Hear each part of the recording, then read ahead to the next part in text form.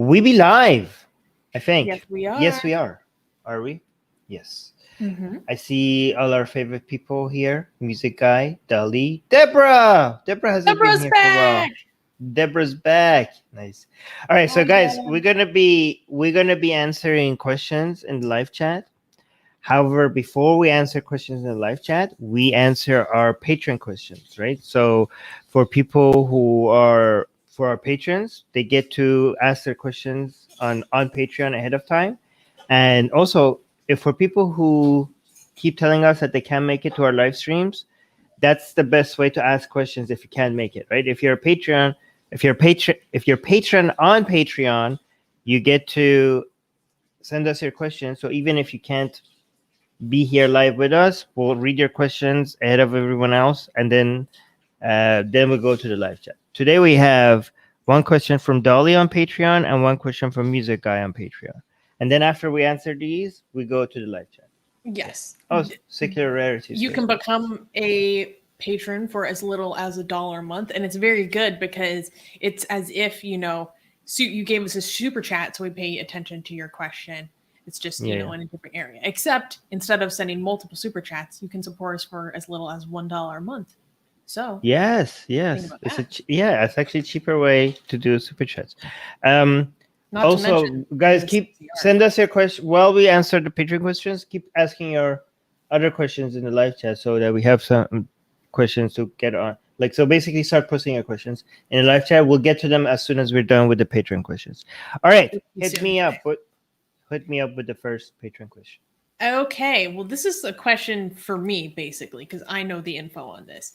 Dolly is asking a question on Patreon, and she's asking, is there any chance that the Atheist Republic website will be unbanned in India?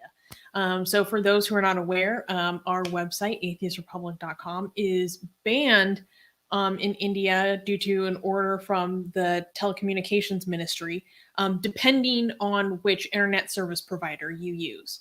So there are some ISPs where there is no ban, you can see it fine, and then there are some ISPs, depending on your state and your region, your ISP, where it is banned. I've talked to our lawyers a lot about this. There is, it's possible in the sense that, that possibility exists. They don't think it's very probable. Yeah. To be honest.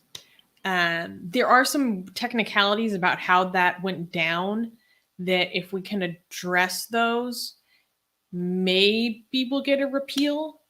But honestly, I think our AR website is less of a concern than being blocked in all of India on our Facebook. So for people who don't know, Facebook has responded to Indian government's request that our Facebook page is also blocked in all of India. Right. So that's also, and also my personal Facebook account as well, which is amazing. Facebook has actually made my personal account also not accessible in the entirety of India. You can't even message users in India. Yes, which is the fact that my account was not banned or anything shows that I have not done anything wrong on Facebook. But Indian government has requested that my account, not just our Atheist Republic Facebook page, my personal account is now also fully blocked. Of a private Canadian citizen. Right. Facebook is complying. It's insane. Dolly is saying, FK Facebook. Guys, Facebook is also I'm actually kind of sympathetic to Facebook. Their staff was being the personal people of staff in India was being attacked. What do they do? Not answer to India and just shut down Facebook in India? It's just as much as we've been hurt by Facebook, I kind of also understand that they're also in a tough position. India is a major place for Facebook to be operating in, right? What are they going to do? Just be okay, Armin, we're going to, fight for you and ignore the request of the world's biggest political party and one of our biggest markets, like, because we like you so much that we're going to go to fight with you against India as a whole. Like, I mean, I don't expect Facebook to do that for me, so I don't know. Well, it's also like, even besides the access to, a market of like over 1 billion people, like, we can all understand that, cost benefit analysis, but also people were taking legal action against individual employees of Facebook on a personal level. So they have an interest in protecting their employees because they have offices in India. They are under the jurisdiction of the Indian government and Indian law. And as we saw with Twitter, the police stormed the offices of Twitter India, like, because one tweet got marked as manipulated media. Like, Facebook has its own history with the BJP. Basically, what I'm saying is that companies have an interest in protecting their employees physically and legally, just in the same way that I have a great interest in protecting my employees. So, yes. All right, let's go to the next patron question. Next patron Wait, no. Wait. I have to remind everybody. The fact that our Facebook is banned in India, the fact that we're getting strikes on YouTube, the fact that me and Susie lost our Twitter account, the fact that our website is banned in India, has to always be used for us as a reminder to subscribe to our newsletter, link in the description. Nobody can take our newsletter away from us. If you are on our newsletter, we will always have access to you, and you also get all our juicy content and our sexy art. So make sure you're on our newsletter, link in the description. We have so many free gifts, like all our blasphemous art in an ebook, which is gorgeous. My book, Why There's No God, which is a bestseller that you get for free, and you get updates from us. And wherever, even if we're blocked from everywhere that we are right now, wherever we go, you will get that content. So make sure you are subscribed to our newsletter, link in the description, okay? And it's growing. Our newsletter is growing, which is great. Anyways, go to the next one. The next question is from Music Guy on Patreon. They're asking, Armin, what are people saying in Iran about Hussein Amir Abdullahian? Abdullahian being appointed as the new foreign minister. What are your thoughts about him, since he has been a politician for a long time in Iran? I love this very specific geopolitical question. This is perfect. Armin, go. Okay, so first of all, your question assumes that people in Iran know this guy. Okay, people in Iran most of them are now, first of all, the ones that are involved in politics, they themselves are like, who is this guy? Let me go learn about him. And most people haven't even heard, like, many people haven't even heard that he's been selected, right? But the ones that have heard, I didn't say most, many, okay? They're like now looking up this guy, right? You have to be a very, political junkie in Iran to be like, oh yeah, I know him, right? The main thing that is being discussed, though, is what this means for the GCPOA talk, right? And because he's going to be replacing the previous foreign minister by the previous government. So the previous government, people understand in Iran. So we have a new, I hope people know that we have a new president coming in Iran, right? So this president is considered to be a hardliner president compared to the previous president that was supposed to be a reformist president. And a lot of people understand that this is all just a joke. It doesn't really matter who's the president. It all goes down to what the supreme leader wants anyways. And this is not just a guess. This is what we have been saying for a while. And then we had audio leaks recently from Javad Zarif, which is the previous foreign minister, that basically confirmed everything that we've been saying for many years now. But so let me just actually put this in perspective. Previous president Rouhani, his foreign minister was Javad Zarif. These were supposed to be a so-called reformist government. New president is Raisi. His foreign minister, unless something changes, is going to be this Abdullahian guy. So what do we know about Abdullahian? well, just like Zarif, just like the previous foreign minister Zarif was supposed to be like a reformist, just like his president.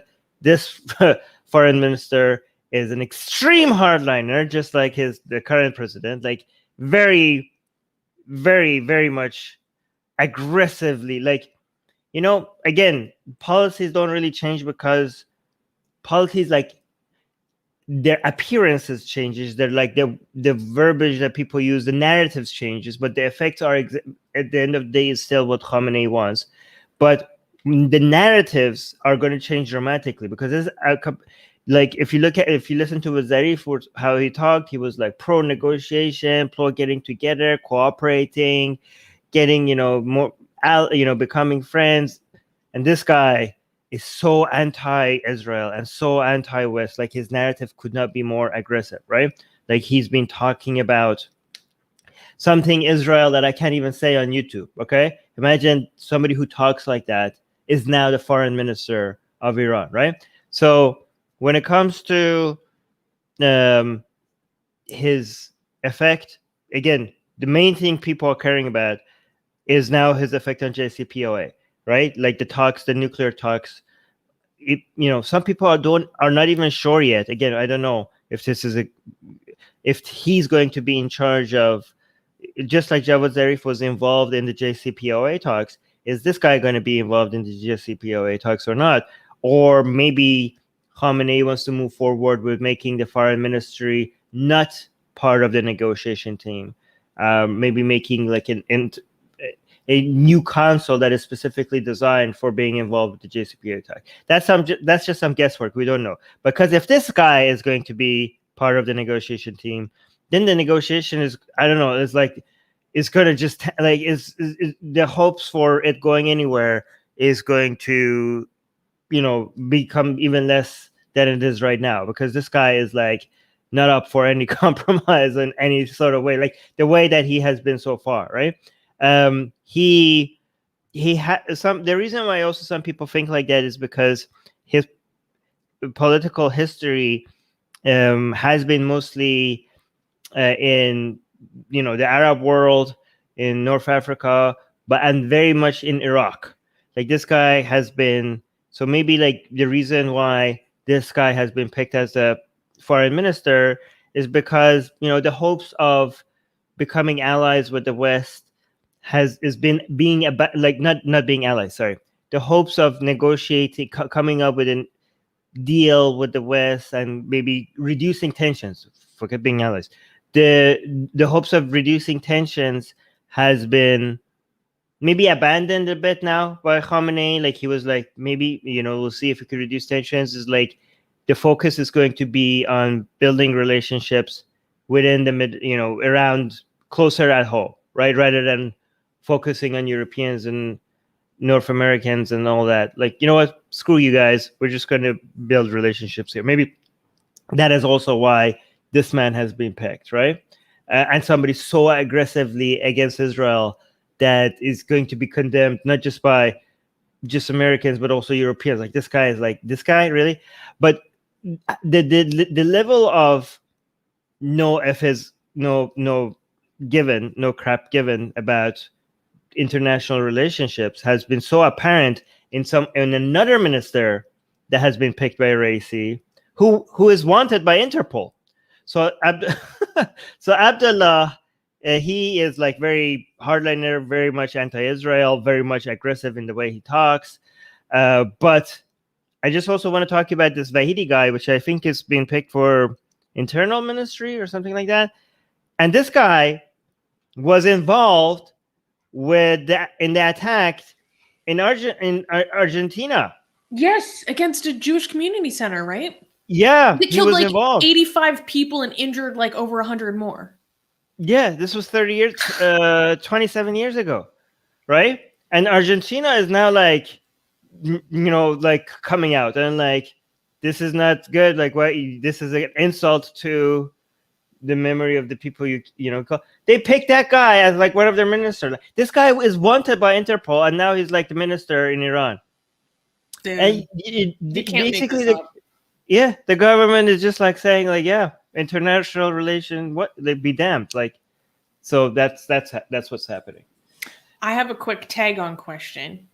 Is Mhm. it more likely that Abdullah Kian will have more of an idea what the IRGC is doing versus Zarif, who would find Oh yeah. out? Okay. Oh yeah, because he's You part of them. would find out from John Kerry Okay, later. so what Susanna is saying, that like the previous government, like the main players in Iran is the IRGC, not the government, right? So, and the IRGC, the Revolutionary Guard, they make decisions without even letting the government know, right? And the previous foreign minister would have to find out from the Americans about its own country's foreign policies, right? But this guy, this Abdullahian guy, will be closer to the IRGC because he's from them, right? So, and one thing that you could notice that more about the current new administration and the cabinet depicts by Raisi, is that they are much closer to IRGC. So this is basically a takeover, like making everything the same rather than playing good. Rather than paying good cop bad cop with the world, it's just basically a hardliner takeover in Iran. That's what's happening. Anyways, mask off. Only bad cop. Yes, exactly. Anyways, let's go to the live chat questions now. Yay! Guys, if you're asking questions in the live chat, please make sure to tag Atheist Republic. Like Secular Rarity did a good job tagging Atheist Republic, so I can find your question. Secular Rarity is saying, if you could wipe out one kind of animal from the world with no bad consequences, what would you choose? So if you could make one animal or creature extinct without disastrous consequences to the ecosystem, which obviously isn't literally possible, but imaginatively. The mosquito that is responsible for malaria? Yeah. Because, yeah. I would just go with mosquitoes in general. To be honest, I'm extremely allergic to mosquitoes, and I have sweet blood. Ever since I was little, I have sweet blood, and they love me. I don't know what it is. I attract them so much, and I get like one time I was camping and my face was sticking out of the sleeping bag, and I woke up, no lie, I'm not exaggerating, with 19 bug bites on my face. What? My eye was swollen shut. Holy crap. You know what the solution is, right? First of all, why don't you just use mosquito repellent? I did. I probably didn't put it directly on my face though. Well, you just put here and here and here and you'll be fine. Also, wind help. Like, was this in a camp? Do you have you should bring fans with you? No, it was just in the woods. Just bring electric fans with you. Is their kryptonite?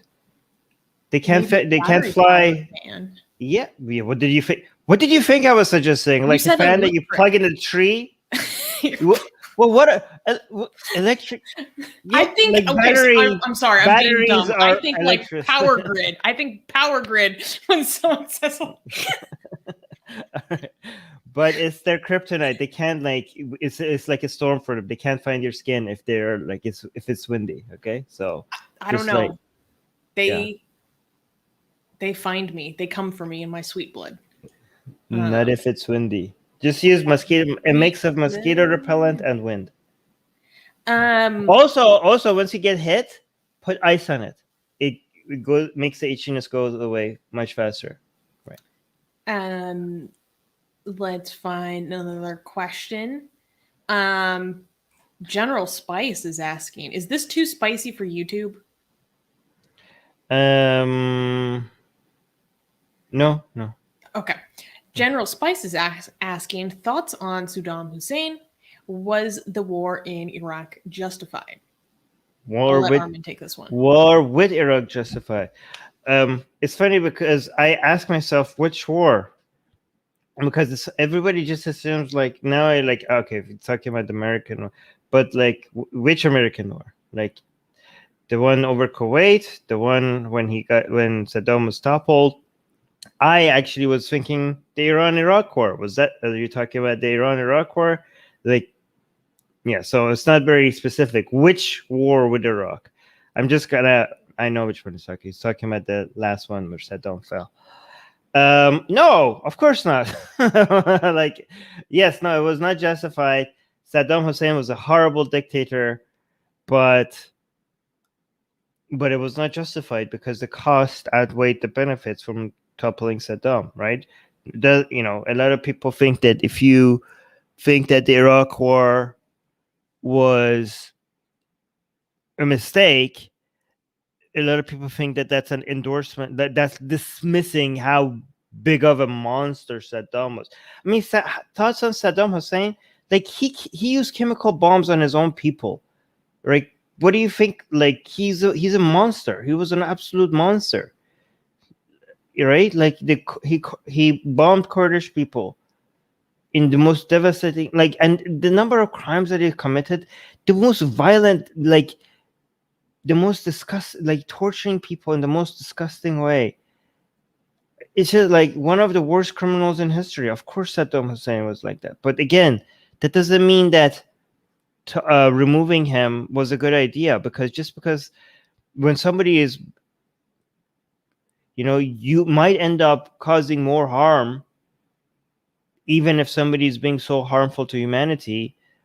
If you start a war with that government with that justification, that doesn't mean the outcome, even in that situation, that the outcome is going to be beneficial towards the people.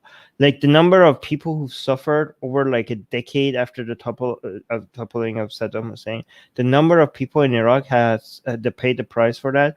Like, as bad as Saddam was, that was worse, right? And also, like, the justifications for going to war with Iraq was also, all of it, like, was a lie. Like, we all know that. Like, how does anybody not know that now, right? Like, it was all based on false information.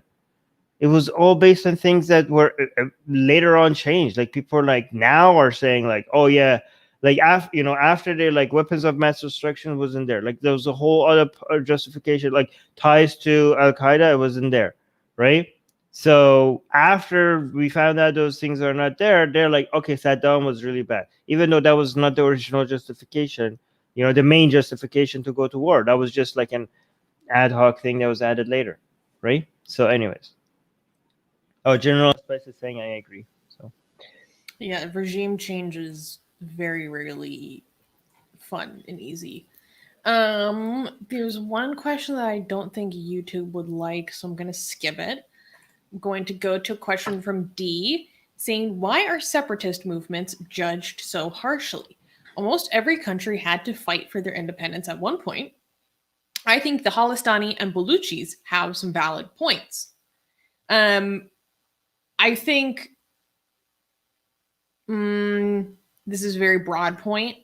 Like, separatist movements around that are surrounding ethno-religious lines can get very dicey for me, unless those groups face persecution literally everywhere else on Earth. Like, there's literally nowhere else on Earth where they could secure safety for themselves, so that's their only option. I think that's the most consistent position I can take. Armin, what do you think? I tend to favor not changing borders. I just think, like, this changing borders seems to be a much more costly. Like, it's so messy. It could end up in civil war. And I think, like, whatever the issues are, there are better. Usually, when you move around borders, the price that you have to pay for that is going to be significant and for a very long time, and things are not going to settle down and become stable. And the people who wanted their own country are going to pay a bigger price for it for a very long time than the benefits and usually the benefits are more. A lot of the benefits are often beyond just like, we want rights, we want economic prosperity. A lot of it is also based on identity politics. Like, we want these ethnic group of people to have their own country. Like it's basically based on ethnicity, and I'm very much against ethno states.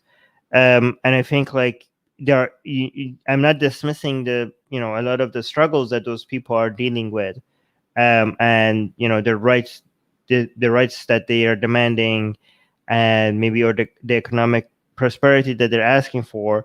I just think there are better solutions to achieving those things than messing with borders. Messing with borders has more often been a source of chaos and instability and lack of economic development, and especially in more recent years than than anything else, right? So independence, making a new country, it's not necessarily a good thing. I mean, we're not a lot of the independence that people are talking about in history. We're talking about coming out of the age of empires and then going into the age of nations. Those were the history of nation building. Now that we have nations, now that we're not, now that it's just like just don't, it's fine. Don't play with borders. Ever since like the fall of British Empire. After that, every time you're like, oh, let's draw a line here and draw a line here, like, okay, that was a mistake. Just work with what you have. That's my I'm not, and again, I know there are exceptions. You could find like certain unique situations that might be like, okay, well, over here maybe it wasn't a bad idea, but overall, I think like unless proven otherwise, I would stick with stability. Yeah, I was trying to think of a consistent position because, for example, like I do think that Jewish people should have a place in the world where they can go to and be safe because their persecution is global, right? But that is not necessarily a separatist movement along ethno-religious lines in the same way that some of these other conflicts are. And I think Armin's fantasy version of what Israel could have been, where it's a sanctuary for all those who were persecuted under the Yahtzee bad people from World War II regime, is a better envisioning. We don't mention them because of YouTube's algorithm.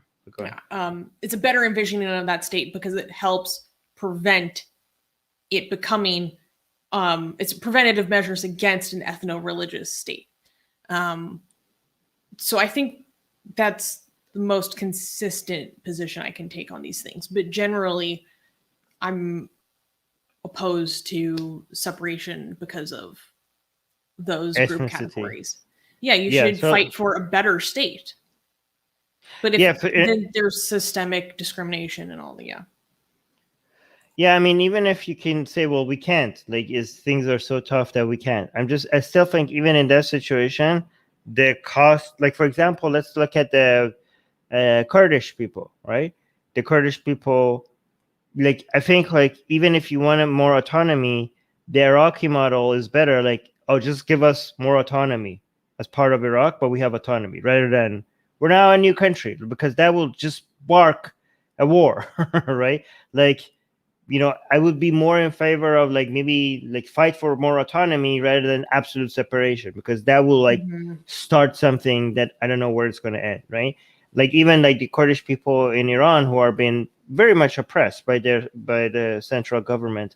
Even there, I would not advocate for like, oh, let's make the Kurdistani part of Iran its own country. Like, no, not like that would be devastating, because that would unite the rest of Iran with the government. Like that's not what we want. Like that would create a war between Iranians that even without the government, people would be like against each other. Like that would cause so much hostility between the people.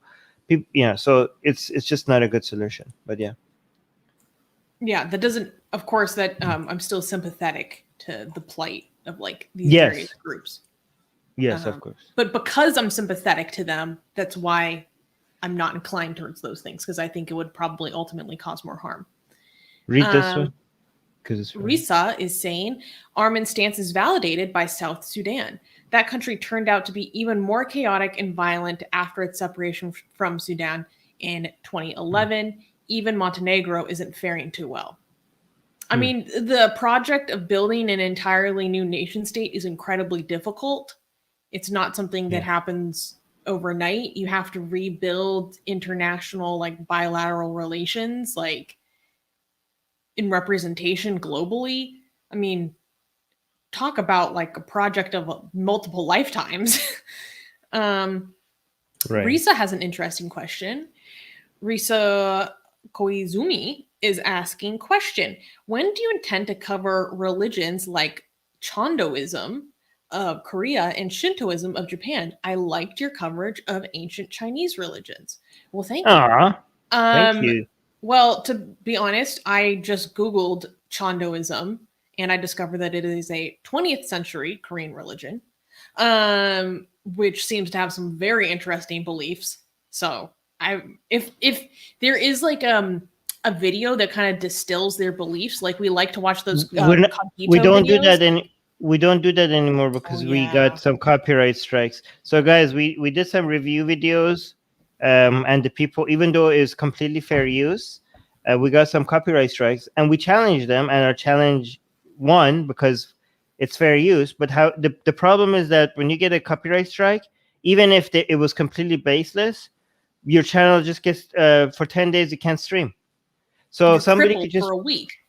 You're crippled for 10 days, right? So 10 business days, right? So basically, so it's completely fair. Like, because we didn't steal a video, because you're commenting on it, you're adding commentary on it, that is completely allowed under fair use. You know, that's not a copyright violation, right? But the person that owns the video, they could put a copyright strike on you, and then you challenge it, and they have 10 business days to take you to court. But during that 10 business days, you can't stream. And then when they don't take you to court, then you get your channel back for streaming, and there's no consequences for them for just filing a false copyright strike. Like, there's no consequence, so they could just completely cripple your channel with no consequences to them for just 10 days. Even though, like, we were reviewing your video, we didn't use it. Like, that's fair use. So that's why we have, like, stopped doing review videos. This is, it's dumb. It's a sad consequence. But Shintoism in Japan is very interesting. Very interesting. We have Shinto-inspired art coming out tonight. Ooh, yes. So yes, guys. If you're a patron, if you're a patron, you're gonna see Amaterasu. It's very good. Look at Armin's face. It's very good. I told our artist that I'm in love. This is one of the best. One of our best artists coming now, guys. Our patrons are gonna see it first. So make sure to become a patron if you want to see what the fuss is about. We'll be releasing that tonight. Next question. Do you think, quote unquote, ethical hackers provide a net benefit or net negative to cybersecurity? I'm assuming obviously you mean like positive. white hat hackers. They don't steal anything. They hack your system and they tell you, like, here's your flaw in your security. How could it be negative? Like, they are the best. Like, I don't understand. Like, how could it be ethical hackers? Isn't that like what they do? They're like, hey, here I hacked your system. I stole $20 million from your money. Here's your $20 million, and here's your, here's the flaw in your system. Also, if you want to hire me, I guess my services are available. Like, I mean, I don't know. Like, people do that as their job. Well, some people might consider hackers who hack into systems for the sake of taking documents for transparency to, like, WikiLeaks. Like, sometimes that's considered ethical hackers. Sometimes, because they think that what they're doing is for a greater moral good by trying to promote transparency of government entities or. But is that what you mean, secularity? Are you talking about people who, for transparency hack, or people who are just trying to show you where your security is? But if that's what secularity means, then it really depends. It depends. You can't come up with a general answer. You have to judge it case by case. Yeah, I mean, even in the case of like if you classify some of those people as white hat hackers, people have still said that it is can be extremely negative because they might not have the knowledge to properly understand the consequences of what they are releasing unredacted that could actually harm people in their effort to promote transparency. Depends. It really It depends. You have depends. to. Yeah. Um, But does secular rights is saying I've heard arguments that they spur other people to commit hacking as a crime. Now that's a stretch. Music guy was saying, imagine if people do that to your house. Imagine if somebody just like walks in like over the night at 2 a.m. like you're sleeping, and then you wake up and in your bedroom somebody's just sitting on the chair. And like, what are you doing in my house? They're like, I'm just here to show you the flaws. You got a vulnerability, bro. and then you reach for your gun under your bed and they're like, you're looking for this.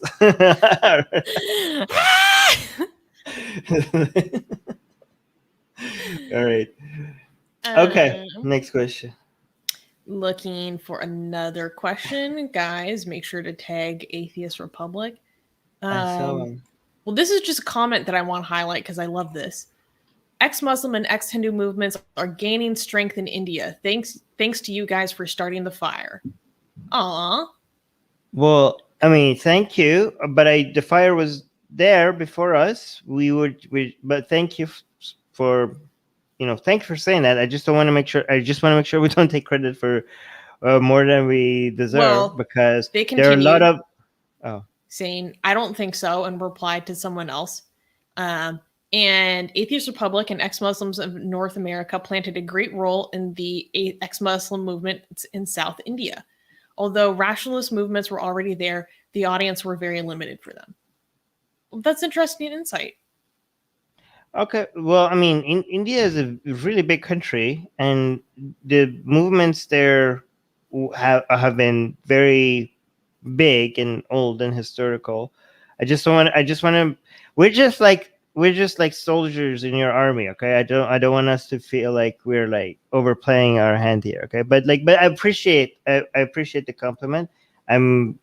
We're glad to be, fellow comrades in this fight. Actually, we shouldn't use that language. Indians will lose their mind. Never mind. Take that back. That was a joke. That was a joke. People in India were like, we knew it. Call me atheist. Oh no! Hindufa, okay. Are you watching? ISI confirmed. No, ISI, not ISI. No, I know, but I'm like, you start one conspiracy and they just all throw all of them in, like conflicting identities and interests. You're all of them. It doesn't matter. Right. No, but thank you, Mr. V. I appreciate that. Hopefully, we did something helpful. Yeah. We're actually going to be covering a really great article published by Religious News Service, which is a big religion news journalist site that they recently published an article exclusively dedicated to the ex-Muslim movement in India. That's very exciting. Wow. And talked about their presence on Facebook being a huge part of their growing community. And we're going to talk about that soon. So It's very true that especially in South India, Kerala, there is a lot of steam being built, and it's very exciting. We have our community is global, man. There was another question that I missed. I saw a tag. I saw. If you find a question, go ahead and take it because, or if you find one, go ahead and take it because I'm having trouble finding some. Although, if I have a question for you as well. Okay. Should I ask my question now? Yeah. Okay. So my question is I would like an update on the situation in Khuzestan in Iran, because it's not getting as much coverage nowadays as it was a few weeks ago when the power was cut in the region and there were water strikes. And I know the protests have been taken up across the country with not as much backlash as we've seen before. But but it also died down a little bit. and it's not getting coverage in Iran either. So I think like the government, they're betting on like if we don't suppress this, but if they see that nothing is going to come out of their protest, I think that might be a new tactic. They're like, nothing is going to happen. Like you guys, so maybe like let people lose hope. Maybe that's because if this works for the government, right? Like, okay, you people came into the street, okay. If we last time they suppressed them, it was really bad. Like they went after the people and they killed a lot of people, and it got some international, not as much as it should have, but it got some international coverage, right?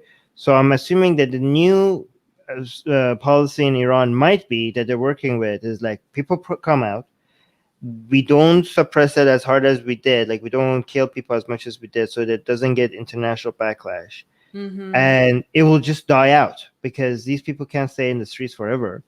I mean, they have to have something. These people are hungry. They need to eventually have something and go home and work, right? Just like let them waste their energy, and they see that like nothing comes out of it, and maybe that would like reduce the appetite for protest.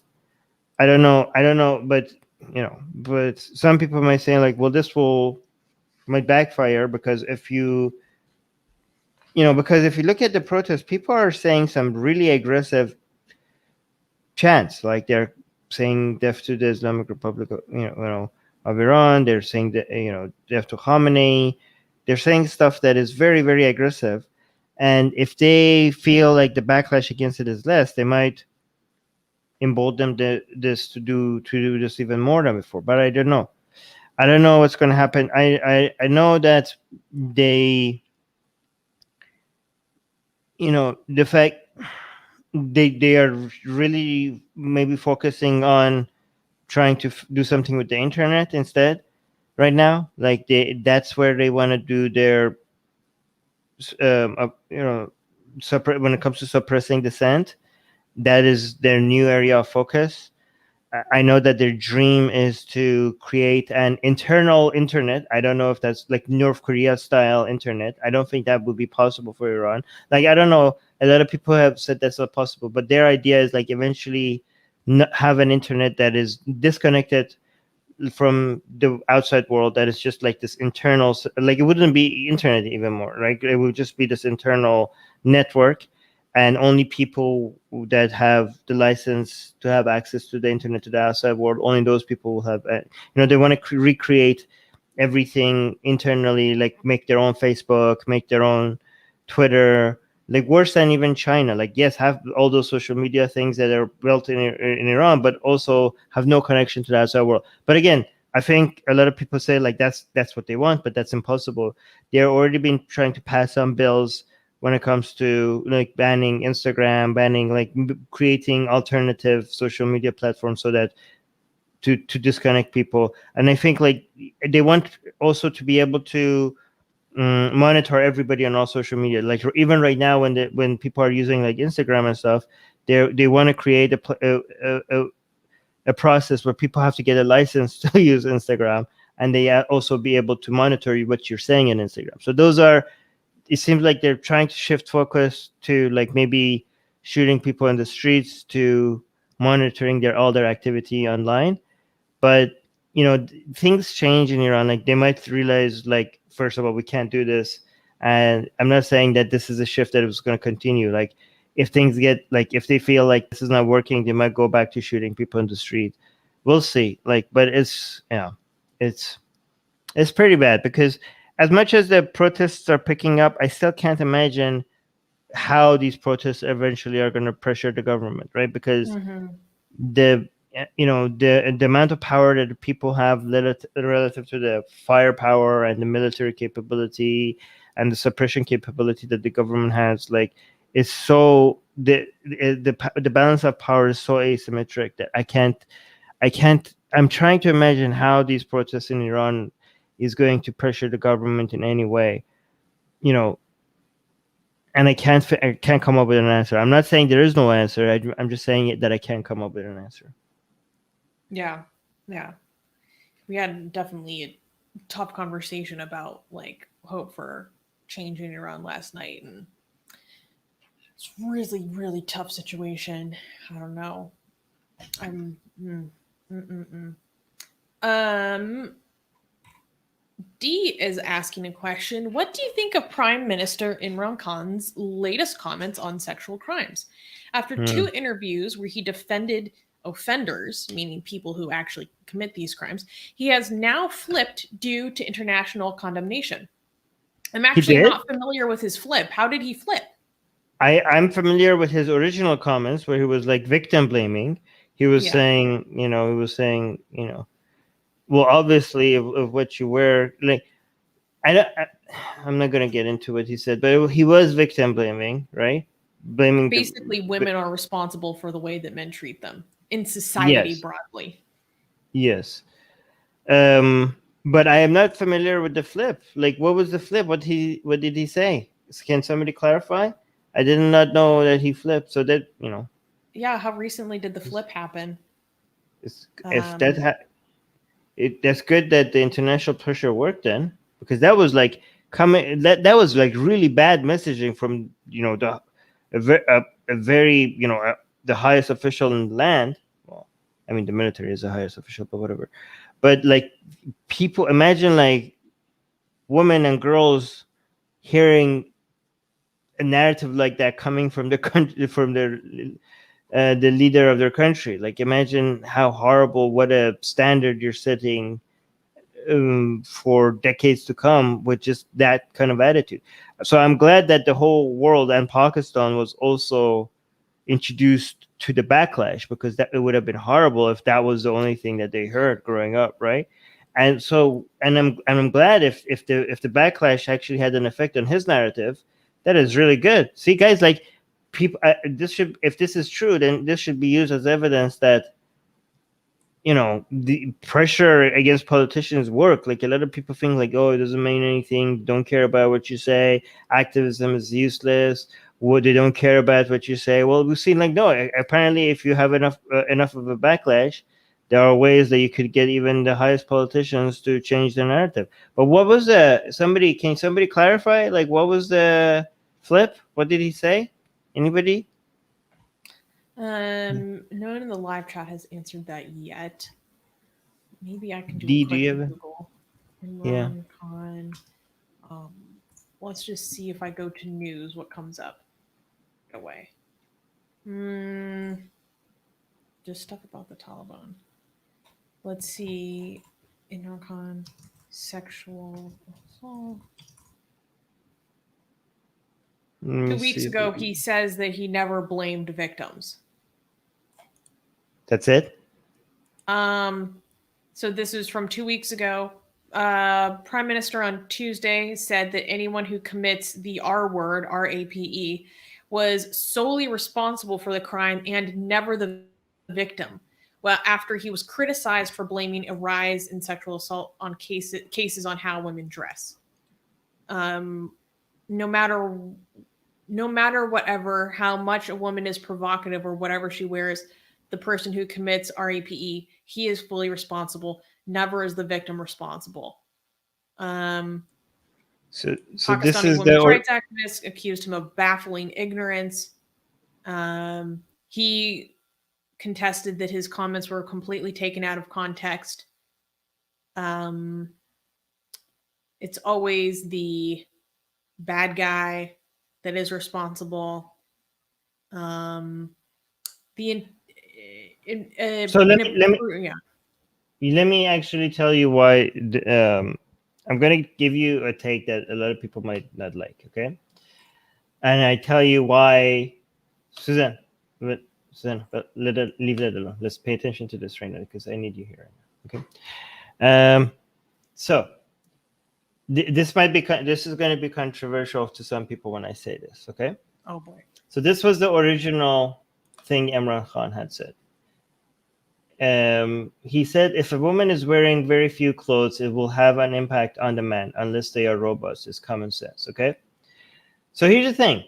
This is actually true, and for most men, okay?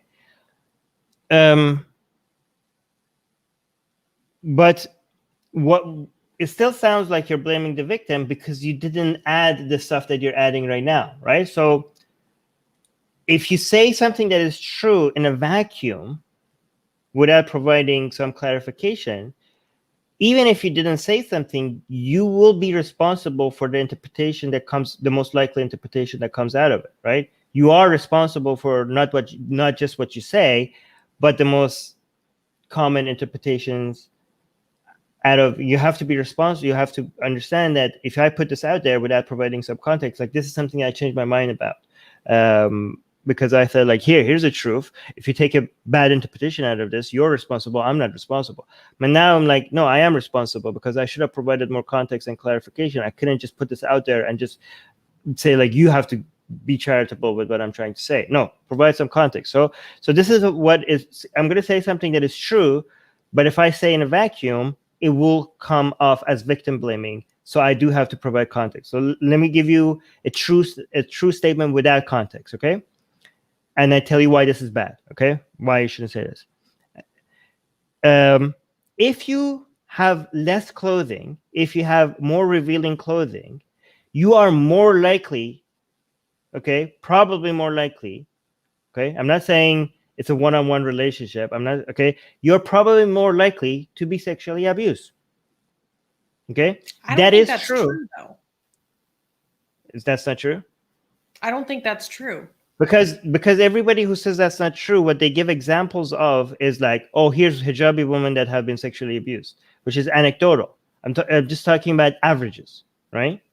I'm just talking about possibilities, not about whether it will happen or not. You know, I'm not talking, you know, I'm not saying that it won't happen if you're covered. And I'm not saying that if you are not covered, it will never happen. I'm just saying it will make it a bit more likely. Okay. Well, if let's say let's say, what are you going to say? You say you don't know if that's true or not? My understanding is that data shows that it is less about what you're wearing and more about your relationship with who commits it against you. So listen to what you're saying. You're saying less about what you're wearing. So you didn't say. I'm using that language because I'm not positive. Okay. So even if it's, so you have to be very careful about what you're saying.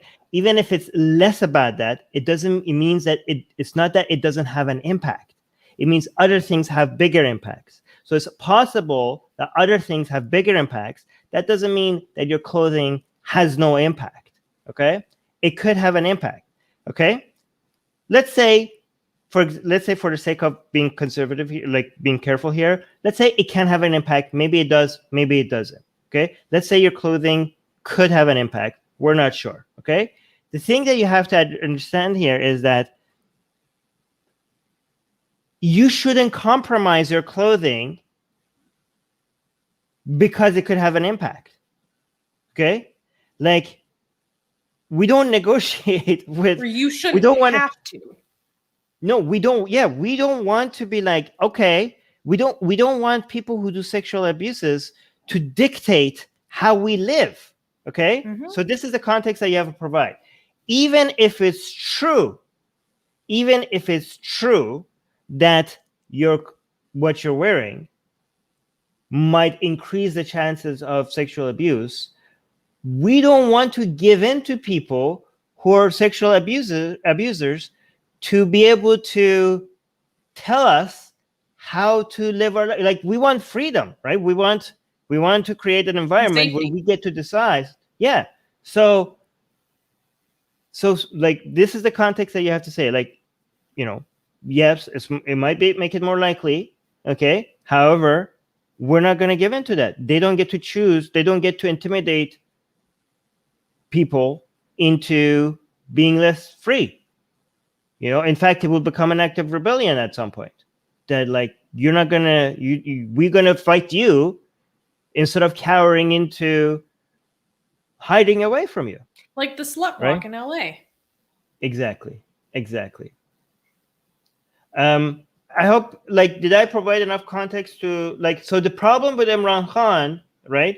Even if what he says, like, is statistically true, like, even if what he says is like, oh, if you were like this, like, we don't, like, maybe it is, maybe it's not, like, but even if it is, like if so, like, well, if you wear less revealing clothes, that's going to make like what? Okay, well, what are you trying to get at here? Like, are you advocating for people to wear less revealing clothes? So that apparent conclusion is the problem, because why else would he say it, right? Like, what would be the point of him saying that? Because that is the apparent conclusion. So it's victim blaming, not because that is, statistically incorrect. It's victim blaming because the apparent conclusions that you were trying to get from that. Yeah. Right? I think people are also taking it in the larger context of he's like basically an Islamic fundamentalist. Yeah. Like, what do you think he's not going to have that kind of a nuanced, like this, but not this. Well, he's not he's in a country of Islamic fundamentalist. He's not himself an Islamic fundamentalist, but he does appeal. He appeals to them. Like, he tries to appease them. No, he's an Islamic fundamentalist. Yeah, but like, have you seen his life? Like, he's just trying to. I'm not saying he's a good one. Yeah. Yeah. He was kind of trying to do that thing of like talking about the concept of purdah, and he's like, well, it's not just a female thing, it's also a male thing, blah blah blah, and people are like, okay. And what's distressing to me is I follow on Instagram a Pakistani newspaper called the Pakistan Tribune, and I think it's pretty conservative based on their comment section. In the comment section, when they were covering this news story, was horrific of like the general attitudes of people and what they were saying about his take on these things. Like, it was horrific. So even if he's backpedaling now, like it has dire consequences. But okay, I don't understand what D is saying here. D is saying, should young boys in churches and madrasas veil then? Like, I don't like. Are you D? Are you trying to suggest? No, like, D, are you suggesting that I'm saying that women should cover up? Like, is that what you're suggesting? Because I said like the exact opposite. D, do people understand what I'm trying? Like, is it clear what I'm trying to say here? Like, I'm saying that even if it is true that people covering up, will mean less sexual abuses, that's us giving into the abusers, and we shouldn't be. Like do people, is everybody on the same page here? Like, I just want to make sure that nobody's coming up with a wrong interpretation. I'm trying to be responsible here. Let me just give you one other example here, right? What it's also possible, okay? Hey, how about this? I'm trying to, be fit, okay? Is it possible that me being more fit will increase the chances of somebody sexually abusing me? Yeah, maybe. I don't know. Maybe. Should I go become fat and risk my health, and just to be like, I'm just trying to protect myself against potential sexual abuse. I'm just that's what I'm doing. Like no, like even if it's true, okay, even if it's true that a man or a woman being more fit means that they're increasing the potential sexual abuses against them, the conclusion of, okay, then be less fit, is just ridiculous, right? Even if true, you don't have to deny reality to avoid victim blaming, right? Anyways. Exactly. I think that's a very good way of putting it. Like, I think you would be deluding yourself, like I used to, if I was like, oh yeah, like showing a lot more skin, that's not going to attract more male attention. It's like, no, it is. But that doesn't mean that should dictate my behavior. I should live in a society where I feel safe enough to do that. And also, there's nothing wrong if somebody wants to attract more male attention. Like, some people are like, oh yeah, it will attract more male attention, but that's the cost I'm willing to pay. What if somebody was like, but I like that? Like, right? I mean, but like because people are saying, like, a lot of like, modesty culture says, no, women don't do this make themselves look sexy for men. They're doing this for themselves. But imagine what? No, I mean, no, maybe they are. No, maybe a lot of them are. But what are you saying to the ones that are doing this because they want other people to like it, right? Like, okay, so if you're doing this for yourself, do it for yourself, but don't diss the people who are doing this for others. Like, there's that. Okay, if you are making yourself sexy because you just like what you see in the mirror and you're doing this for yourself, do that. Just enjoy yourself. But if another woman does that because she wants to be like, she enjoys the fact that other men, find her attractive, that's okay. What's wrong with that? Like, if you enjoy that, enjoy that. There's nothing wrong with that. Yeah, anyways. Yeah, I was just going, oh, okay, because I was kind of making fun of my own, like, very toxic Right. relationship with that in myself. Yeah. Yeah. I'm not trying to dismiss things or ridicule Yeah. people. Random question. If I'm married, the answer is no, but I'm definitely not single. But cool. Was that your question, Rakesh? Did you have any other question, or is that we might have missed it? No, I think that was the only thing. What if you're just naturally sexy and can't do anything about it? Asking for a friend. Then you're screwed, I guess. I'm just kidding. I'm trying to find. While I look for more questions, I noticed that there were some people asking about some very big stories that happened in Pakistan, some very big stories that happened in India regarding abuse of various minorities that's happened recently. I just want to let you guys know that we actually are going to be addressing both of those stories this Saturday. So make sure to tune in if you want to see our coverage of those issues. Those are quite big stories too. Risa is asking, is the same story with your personal channel, even if you can't cover topics on AR, can you cover it on your personal channel? Oh, they are referring to doing review videos.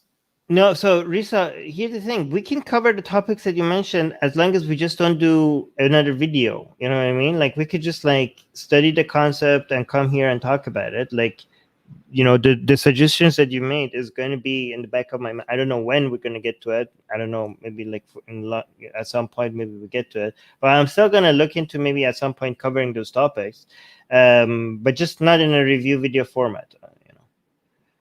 Yeah. Oh, I actually wanted to do a review video for a few seconds that is not going to get a strike. What is it? That I know is not going to get a strike. I wanted to show you something that happened in Iran. You bring up the next question while I bring this up. This is a random question by Risa saying, speaking of women, why do you think more people aren't adopting their maternal surnames? There are a few cases, I'm one, but it's not too widespread. I mean, currently most large societies are patriarchally structured, and so it's just standard to take the name of your father. And I don't know, the culture that I come from has been structured that way for centuries. So personally, I think my dad's last name is cooler anyways. Yeah, I know that there are a lot more more progressive couples nowadays who do the joint last name, the hyphen last names, and their kids can choose one or the other. But that might just be more of a liberal American thing, or maybe just exclusive to where I grew up. I don't know. Someone is asking you, hey, Armin, do you believe that trans women are quote unquote real women? Yeah, of course. Yeah, easy answer. Yeah, of course. Guys, the use of the word woman is the way we can communicate to each other about how we see each other's identity. Okay? And the trans woman is also, when we say somebody is a trans woman, we're talking about their identity. Okay? So it's completely, these two things are the same, right? So when I call somebody a man or a woman, I'm talking about how their identity is seen in a society and the way we communicate each other about how somebody is perceived and how they want to be perceived. So when somebody is, is being wants to be identified as a woman and feels like a woman, and they portray themselves as a woman and want to be called a woman, that's for the purposes of identifying their identity. That's all you need for somebody to be a woman. I honestly don't understand what the controversy overall is. It seems pretty simple, to be honest. I mean, there's a difference between female and woman, male and man, and that's okay. Yeah. Anyways, do you have your video pulled up? Yes. Hold on. Is this the video of the Susanna thing? Is that what it's called that you sent me? No, because we can't talk about the problems with that, right? But is this going to make? Huh? What is this? Wait, do you have audio? Is this the woman with the dog? No. Damn. This is actually. I just wanted to show you something badass.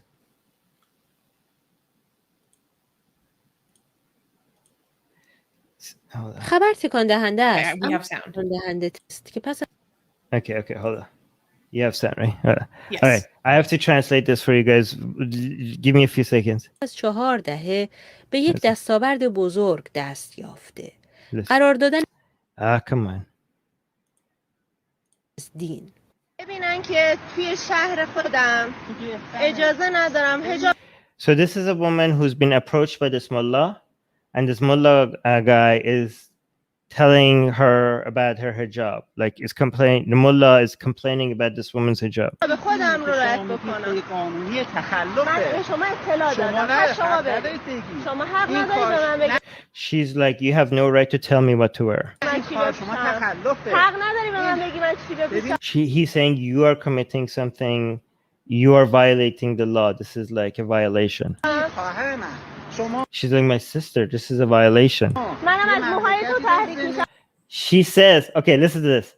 Now she's saying, I am getting aroused by your hair. so she's like, I am saying, she's the woman. The woman is telling the mullah that I'm getting aroused by your hair. So why are you not covering your hair? Oh my! She's coming out guns blazing. All right. It gets better. It gets better. It gets better. All right, listen. He's saying, listen, you live in an environment which has specific laws. There's clear laws, and that you live in this society. She's saying slavery was also one day the law. Okay, that's what she's saying. She's saying that doesn't make it right. This is pretty, like, that's pretty, I don't know who this woman is, but she has some really good comebacks, okay? Look, it continues, okay? She says unjust laws have to be met with civil disobedience. This is so based. Like, every single response by this woman is so perfect. Okay, let's continue. She's like, I don't accept this law. He's saying there are laws above the laws of the nation. This is not just the law of the nation. Basically, he's saying this is not just the law of the nation. He's saying this is the law of God. Okay? So he's saying, like, you're not just violating the law of man, you're also violating the law of God. Like, this is beyond just like you protesting the law of a nation. So that's what he said. Let's listen to her response, okay? She says, I don't believe in God. I don't accept God. She says, are you trying to take me to heaven without my consent? She's saying, are you trying to force me into heaven? This is kidnapping. This woman, like when I saw this, I was like, I have to share this with everyone. Okay. سلمون نیستم. He's like, I'm not a Muslim. So why are you? So she's like, why are you forcing your laws on me? I'm not a Muslim. حالا دیگر زن But okay, so no, there are two more examples that come out of this. These two other ones are not like as philosophically advanced as the other one, but they're also pretty badass. Like, look at this woman. Hold on. در اعتراض به آخوندها و حکومت حجاب از سر بر می دارند تا به آنها نشان دهند که راه این دو گروه روز به روز بیشتر از یکدیگر جدا می شود. Look, this is another mullah approaching another woman. Look at her. Look at how she's like this is like, I'm not used to these things when I was back in Iran. When mullahs come after you, people will run away. But look how aggressively she's fighting the mullah. After him. Yeah, like she's like, look at her. Look, like he's walking back and she's moving forward. Like this is so alpha. Like he's the one that is moving backwards and she's the one that is moving towards him. Look at, like, because he dared talk to her about her job, and now she's like, look at how aggressively she's attacking him. Look at it. Look, I don't know what, like, the only part that I could make out what she's saying is that the part that she's calling him garbage, but I can't make out the other parts. But look at what she does. Look at what she does right now. Look, she just took it fully off. Like, look, she says, I just want this, like, I do what I want. Like, I want this off.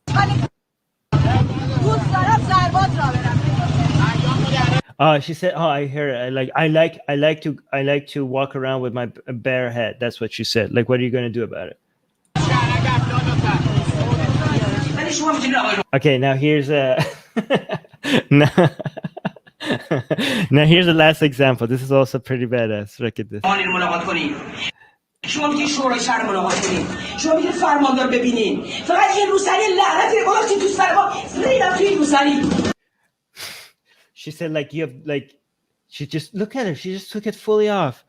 She says, like, I don't know what exactly what she was complaining about. The other thing is, like, the only thing you have done for us is just put this headscarf on our head. That's all you've ever done. And then she said, I'll shit on your headscarf. I shit on this headscarf. She said, I shit on this cursed headscarf. That's what she said. I was like, dogs should piss on this headscarf. Like, he says, I swear on Imam Abbas that I'm gonna shit on this headscarf. On the bus. Wait, let me hear what she say. Hold on.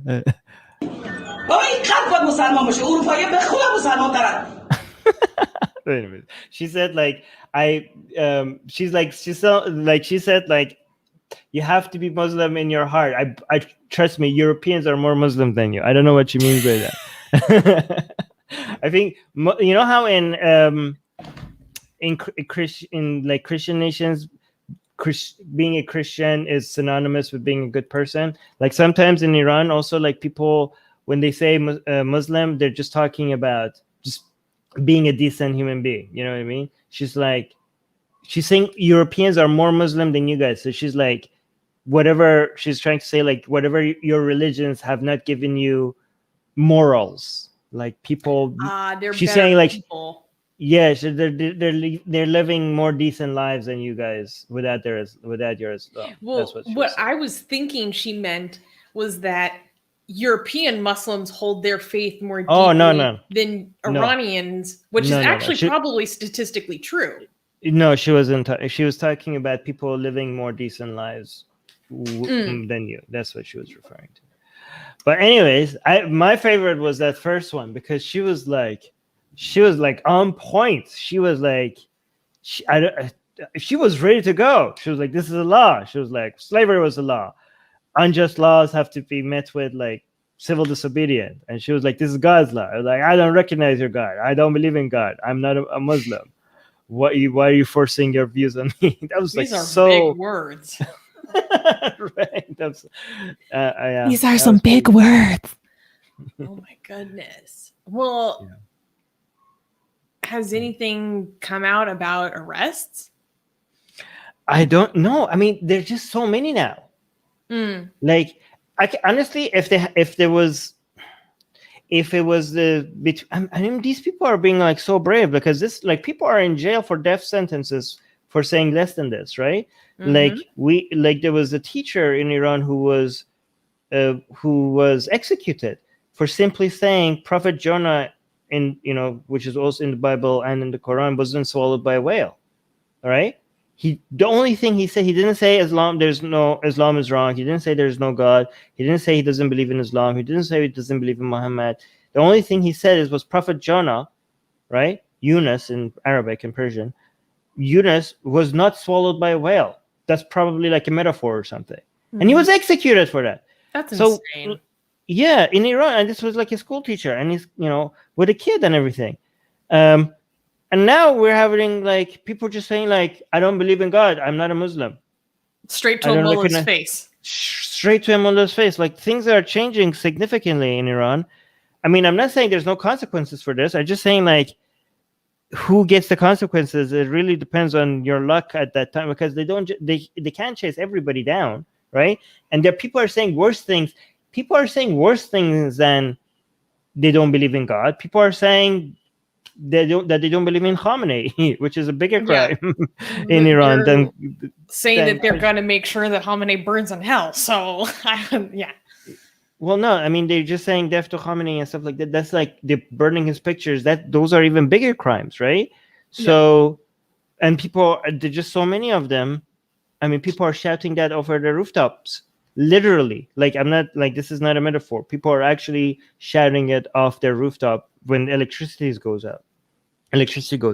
So, yeah, I know, and it's when some of these people don't get punished, it's mostly because it's hard now for the government to go after everybody, right? It's not because they have grown a heart or something. Anyways, was there anything in the comments? Well, I really need to go cook dinner, but there's one question that has been asked multiple times, and I think it's worth addressing. So Hall Jordan is saying, for a long time, I have been feeling that if it comes to that, I'm not sure what that is. I am okay with converting to Islam. Is that okay if I think that way? So for context, I believe this person previously said in the live chat that they are a Hindu living in Pakistan. So I am thinking that you're making a calculation in terms of your own personal safety and also social standing and economic and social mobility. You're trying to make a calculation of, if I convert to Islam, will that provide me with more opportunities or security? That's a really difficult decision. I don't know enough about your circumstance to be able to provide you with a good answer. I think that if you do that, you have to make sure that you are incredibly aware of what the consequence is if you leave, right? Because it's a one-way thing. Like, you can convert, but then as long as you are in Pakistan, outwardly, you have to be a Muslim. So I would think extremely carefully about that, and really ask yourself how much you're willing to commit to that as long as you are in the country. That's as much as I can say, given that I don't know enough about what you're going through. Yeah, you have to make these calculations yourself. Nobody will be able to do a risk-benefit analysis the way you can. So, if you're talking about moral judgment, okay, if you're asking us about risk assessment, we can't do the risk assessment because you're the one that has the most amount of detail. If you're asking us to judge it based on a moral judgment, in my opinion, anything you do for reducing risk is, you shouldn't feel bad for, like, if you have to do something for reducing your risk, if that was the motivation, again, I'm not justifying whether risk-wise it's going to increase your risk or decrease it. I don't know, but don't worry about it being something immoral, because you're trying to survive, right? Or like it's completely, I wouldn't see this as anything morally unjustifiable if you're just trying to reduce from that aspect. I'm going to say, like, if this is something you need to do to survive, do it. But again, me and Susanna can't estimate whether risk-wise this is a good idea or not. But yeah, they're providing more context in the chat that they are a Hindu from a well-off family, so it's not that bad for them right now. But their relatives have had bad experiences of being denied resources in the COVID lockdown. So again, that's not enough for me to make a really well-informed risk assessment for you. Only you can do that. And if it's not that bad for you right now, I wouldn't pursue that right now. Yeah, but again, just be mindful. You are responsible for this yourself. Yeah, just be mindful about all the, like, now you're entering into a world that you're talking about your religion, that you're talking about converting.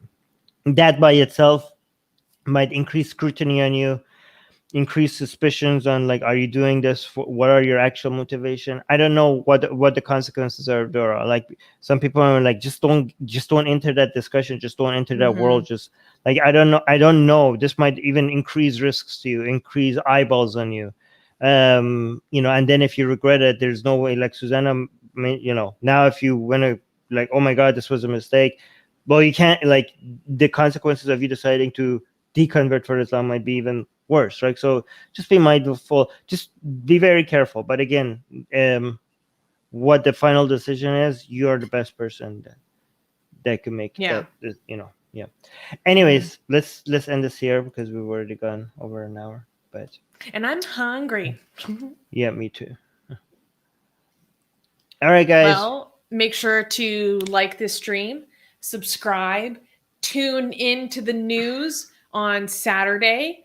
I am also doing a surprise guest appearance on the Atheist Republic Persian channel. So you don't have to speak Farsi to be able to watch, because there will be a live translation. So if you know English, you can watch. Go over to, let me try to pronounce it, Jumhuri Bi Khodayan. Jumhuriye Bi Khodayan. Okay, close enough. If you want to know what time it is in your area, and subscribe to our newsletter so we never lose touch with you. And Secular Rarity is also saying to check out the Atheist Republic Cape Town Consulate channel. It's awesome. Dean is putting in a lot of really good work. He's interviewing Sarah Kay. He's doing a lot of really cool content for African atheism, if you guys want to learn more about that. So I think that's all of our plugs. Besides, we have some juicy art coming out tonight. And if you want to see it, you can support us for as little as $1 a month. And you get to ask your questions, so you make sure that we answer you. Our queen is here, reminding you to like and sub. Thank you, queen. And yes, guys, the art that is coming out today for our patrons is juicy. It's juicy. So I hope you guys enjoy that. Anyways, bye, guys. Thank you for everyone for being here. Bye. And see you guys soon.